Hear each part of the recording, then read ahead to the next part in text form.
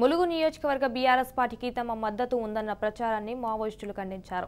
BRS నేతలు తమపై తప్పుడు ప్రచారం చేస్తున్నారని ఖండిస్తూ మావోయిస్టులు లేఖ విడుదల చేశారు. బీఆర్ఎస్ లీడర్లు మాజీ మావోయిస్టులు చేస్తున్న ప్రచారం బూటకమని, పచ్చి అబద్ధమని లేఖ విడుదల చేశారు. జేఎండబ్ల్యూపీ డివిజన్ కమిటీ కార్యదర్శి వెంకటే